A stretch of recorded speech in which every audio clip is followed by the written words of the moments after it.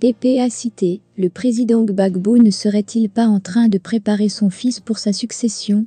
Pour plus d'informations sur ce sujet, retrouvez-nous après le générique. Mais avant de commencer, n'oubliez pas de vous abonner et d'activer la cloche de notification pour ne pas manquer nos prochaines vidéos. Bon visionnage.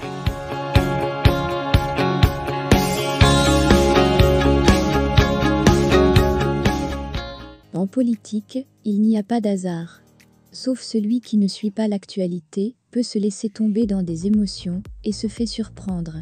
Ce qui se passe au PPA cité, il ne faudrait pas être surpris si demain, le président Gbagbo demandait à tous ses militants et cadres de voir en son fils Michel Gbagbo, son successeur politique. Tout porte à le croire. Suivez mon regard. Yopougon a toujours été considéré comme le fief de Gbagbo et tout le monde le dit donc, quiconque s'y aventure doit s'attendre à recevoir ses propres gouttes sur son nez.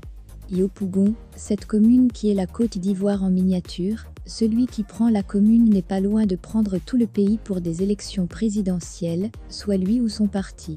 Cette commune sera une vraie lutte politique, si et seulement si, le jeu démocratique s'y joue.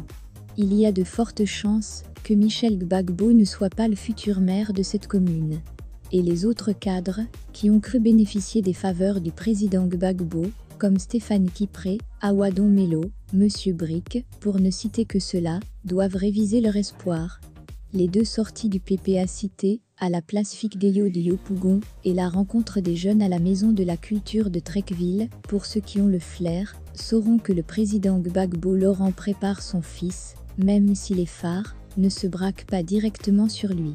Comme dit un proverbe BT, la danse qui vient chez le chef, son fils n'a pas besoin de se rendre sur la place publique pour la voir, de toutes les façons, elle finira par arriver chez lui.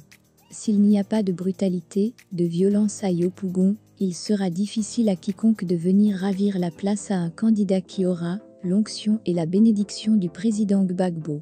Si c'est le cas aussi, c'est la guerre civile, qui ne dit pas son nom qui se prépare, parce que les militants du président Gbagbo ne vont pas se laisser voler leur victoire, et la revendiquer, serait tomber dans la violence, la barbarie et de riposte en intervention armée, c'est l'explosion. Il faut prendre toutes les gesticulations en compte, qui finiront par déboucher sur une guerre civile. C'est pourquoi nous attirons l'attention du parti au pouvoir, le RHDP, de prendre la mesure pour éviter le chaos à son pays. Ça va se jouer très serré à Yopougon. Quand on regarde sérieusement le physique du président Gbagbo, on sent des gros signes de fatigue, mais s'il sort pour se donner autant de peine, il ne le fait pas pour les beaux yeux de quelqu'un, mais pour son fils qui est déjà député de la commune de Yopougon.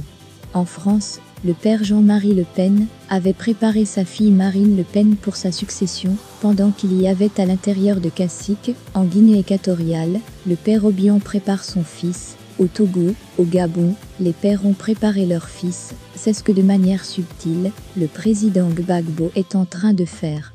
Awadon Melo, malgré sa forte personnalité, sa riche connaissance et ses relations multidimensionnelles, n'est pas un enfant à Gbagbo, encore moins élu de la nation dans le PPA cité. Qui plus est, le président Gbagbo l'a éloigné en lui confiant l'international, alors qu'en politique tout se joue sur le terrain. À quel moment il s'y rendra pour faire sa campagne?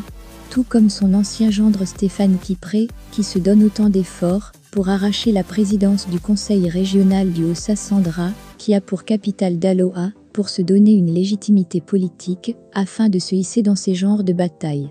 Le président Gbagbo n'attend pas, et c'est pour atteindre ses objectifs, qu'il a créé le parti PPA cité et divorcé d'avec sa femme Simone, qui pourrait être un vrai danger s'il était resté au FPI. Il a mis loin son fils dans cette bataille, et dont les résultats lui seront soumis. Face donc à ce qui se profile à l'horizon, ce n'est pas Diaou Fouet, candidat déclaré du PDCIRDA à Yopougon, qui dira le contraire, et qui sera contraint d'accepter une fusion avec Michel Gbagbo, pour barrer la route à Adama Bictogo qui, Dagboville a fait ce bon extraordinaire, pour venir compétir sur un terrain trop risqué pour lui, même s'il est le choix de son parti politique, le RHDP.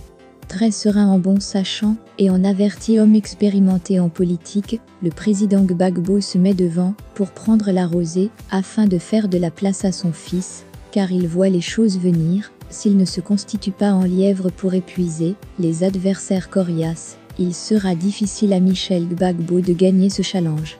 C'est un gros défi, mais Gbagbo y parviendra, avec tous ses risques mesurés et l'accompagnement robuste de ses lieutenants. Le PPACT est déjà prêt qui a ses journaux, ses animateurs sur les réseaux sociaux, ses débatteurs, ses orateurs et le vieux à la fin, pour haranguer la foule, le cachet sec. Est-ce que ce choix pourra diviser le PPACT? Nous ne pensons pas, car désobéir au grand symbole, l'incarnation de la lutte politique, Laurent Gbagbo, serait se tirer une balle dans son propre pied et personne n'oserait franchir ce Rubicon. Ainsi, il ne faudrait pas être surpris de voir le fils Michel remplacer son père dans les mois à venir. En voyant le président Gbagbo, il ne serait pas intéressé par les élections présidentielles, mais aussi, il n'accepterait pas non plus qu'on lui vole ses victoires.